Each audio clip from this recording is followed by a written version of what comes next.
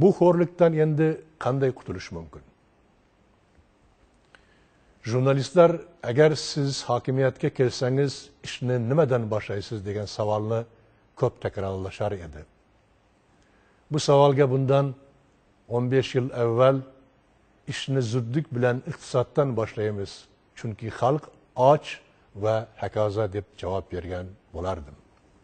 Javob bergan edik. Buni faqat men emas, asosiy ko'pchilik siyosatchilar aytardi. Ayniqsa eski kommunistlar buni populizmning asos toshlaridan biriga aylantirgan edi. Bizning xalqimiz rahbarlar hadiya etgan bu populizmning toshini hali ham yumalatyapti. Faqat bu tosh hali ham nonga aylangani yo'q.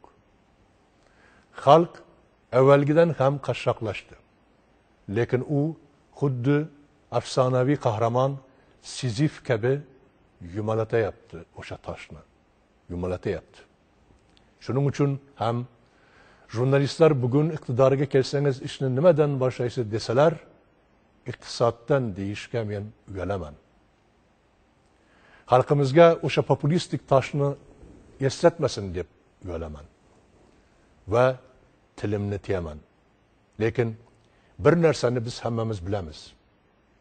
Agar O'zbekka ishlash uchun imkon yaratib berilsa, u nafaqat och, nafaqat o'z nonini topadi, balki butun mintaqaning qornini to'ydiradi, ustini kiydiradi. Yetarki siz unga erkin mehnat qilish imkonini yaratib bering. Ishlab chiqargan mahsulotini tortib olmang. Uni sotishiga to'sqinlik qilmang.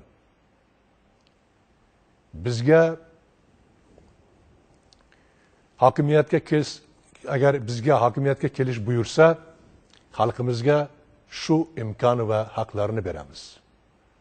Va Allohning izni bilan O'zbekiston qisqa muddat ichida bu xo'rlik va safolat botqog'idan chiqajakdir.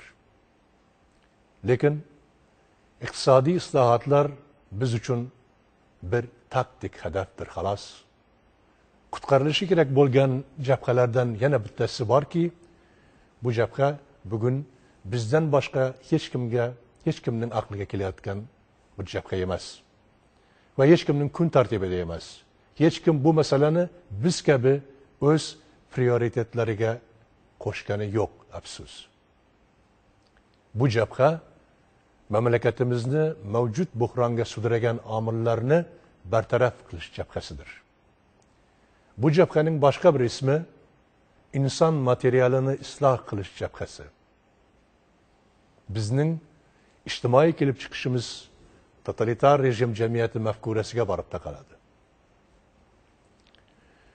75 yillik moddiyatchi ateizm va ateistik kommunizm g'oyalari bilan sug'orilgan zehnimiz mustaqil 15 yil o'tganiga qaramay hali ham o'ziga kelgani yo'q. Davlatimiz mustaqil bo'ldi, ammo zehnimiz mustaqil bo'lmadi. Davlat tizimlarida halol haromning farqiga bormagan, baytul molni o'g'irlashni vojib bilgan, poraxo'rlikni rag'batlantirgan, adolatsiz, insofsiz bir ma'mur sinfi o'tiribdi. Bular axloqsizlarning sinfidir.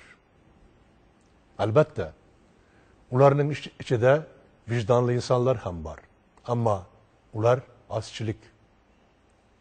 Bu sinfdan sal pastroqda o'tirganlar axloqli demoqchi emasman. Axloqlilar pastda ham ko'pchilik emas. Bu postsovet mamlakatining milliy fojiasidir. Bu fojiani faqat iqtisodiy islohotlar bilangina bayramga aylantirib bo'lmaydi. İqtisadi inqirozlar oqibatdir. Sabab esa total axloqsizlikdir. Sababni yo'q qilmaguncha oqibatni bartaraf etish amri mahol. Biz parazitlardan iborat emas, balki halol, nomusli va mehnatkash insonlardan tashkil topgan jamiyatga ehtiyojimiz bor bugun.